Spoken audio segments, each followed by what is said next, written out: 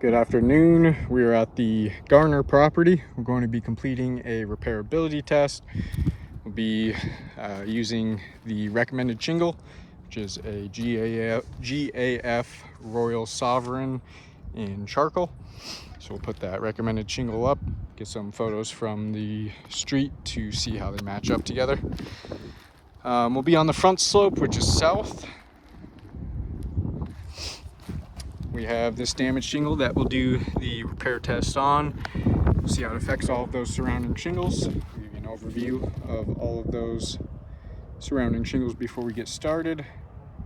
Show you the current condition. And we'll take a look once we're all finished up and see those results. We're using a flat bar, roof snake, putty knife, and hammer. And we have this 45-degree angle tool that we'll use. We'll slide it underneath the damaged shingle, so that way we'll have a reference point for what 45 degrees looks like. Give you some side views.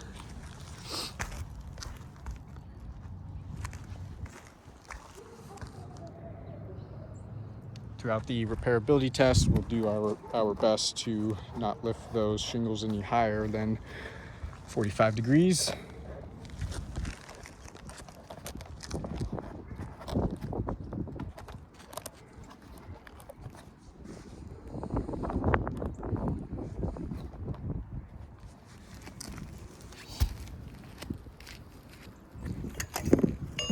Alright, we'll get started.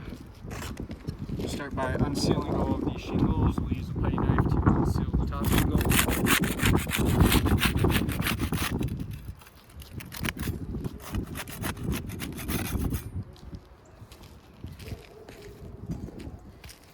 We'll use a flat bar to unseal the rest of them. See if there's any differences with those tools.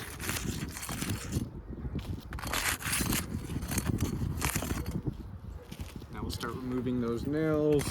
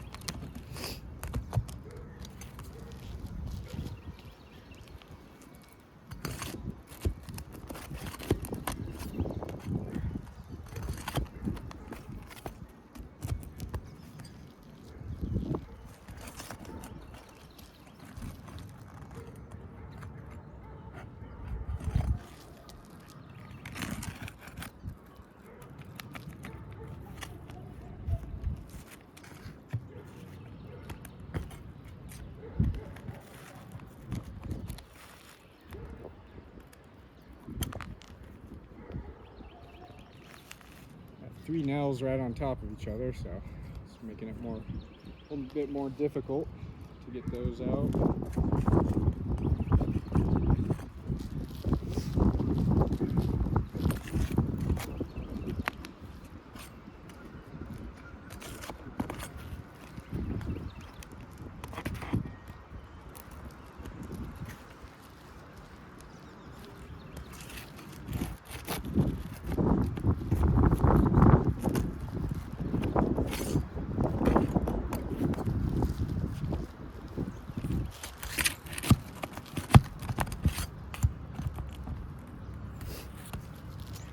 Alright, that should be all of the nails.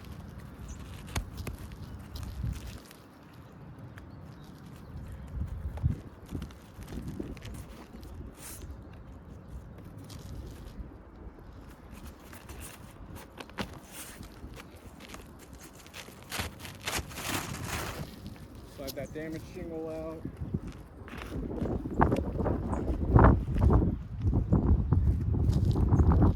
Slide this new shingle in, the recommended shingle, get it all lined up nicely.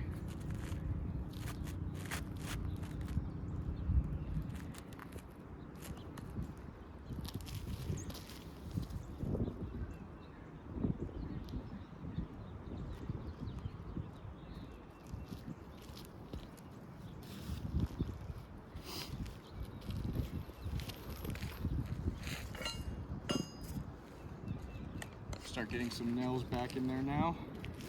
We'll be using the roof snake for that.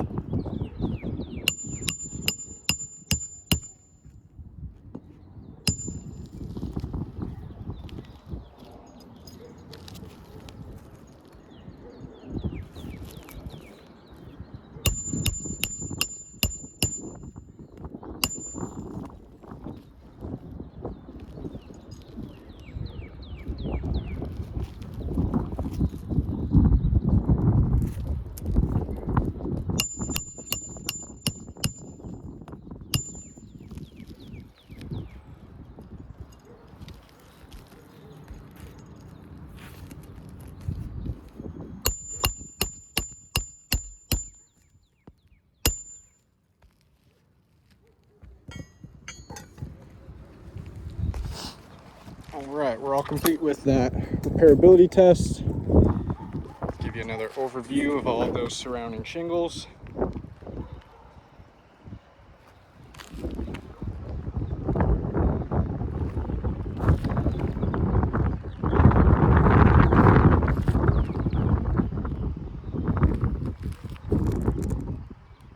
We'll take a closer look at these tabs right above the new shingle. You can see stress fractures along these tabs where that matting on the shingle broke.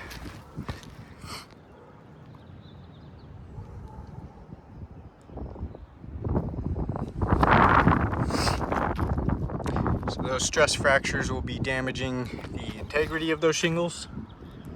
You can feel where they're much weaker in those areas. Give you a side view of this one. You can see kind of that sharp bend in the tab there where that stress fracture is.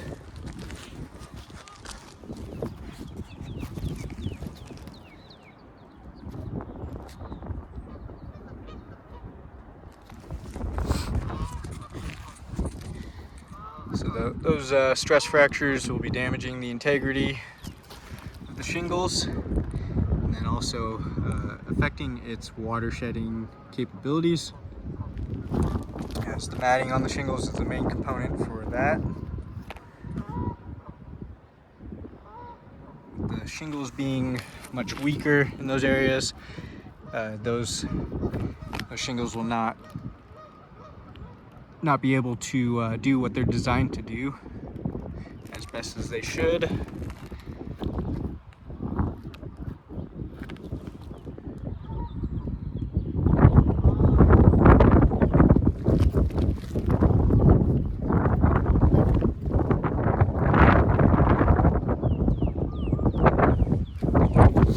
Take a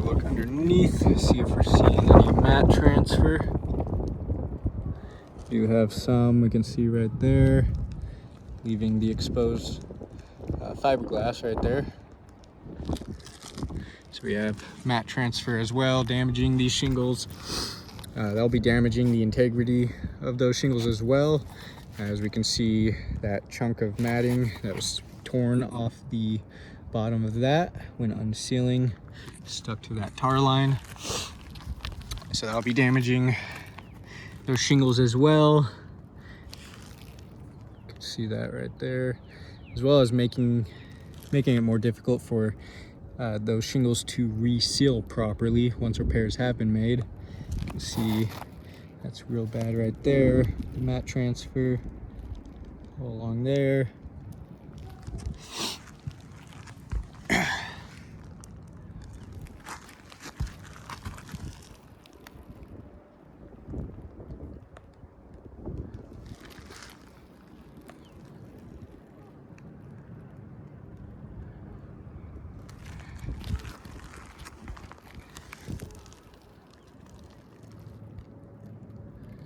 Looks like we got some more right there.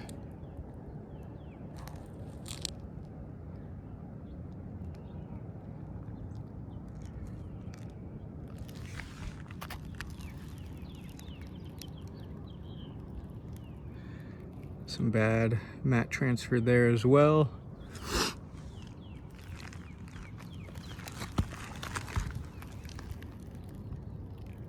And right there.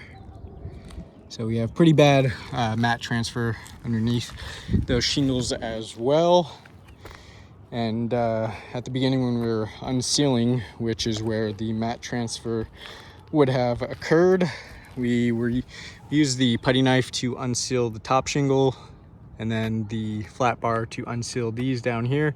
And we can see mat transfer along both of those rows of shingles.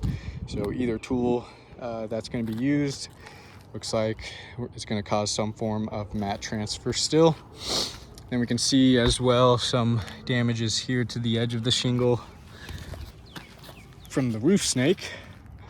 And I'll demonstrate how that happened. We can see in order to get that roof snake in that nail line there, to properly get that nail in the right spot, we can see how that shingle is resting on the roof snake there.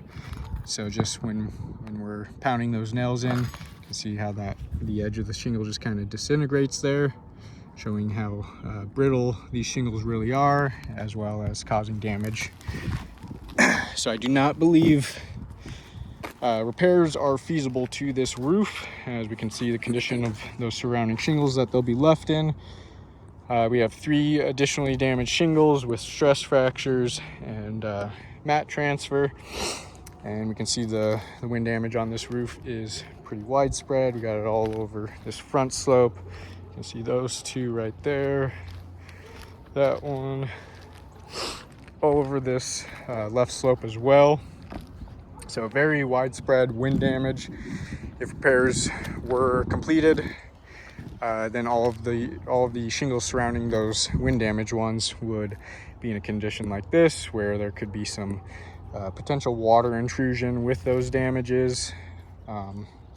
And so I do not believe repairs are feasible, as this insured would have potential leak hazards all over their roof. Anywhere there needing to be repairs done, they would have an additional 3 damaged shingles for every 1 wind damage shingle repair.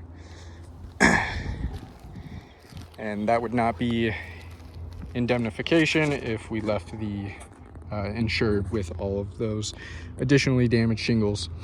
So I do not believe the roof is repairable. I'll go and chalk up all of the damages and get some better pictures of those. I'll put some more of those recommended shingles up temporarily, get some photos from the street to show how they match up, and kind of see with that shingle that we put on already, I don't think they match up very well, but we'll put 4 more on, or 3 more on, and get some pictures of those from the street. And thank you for your time.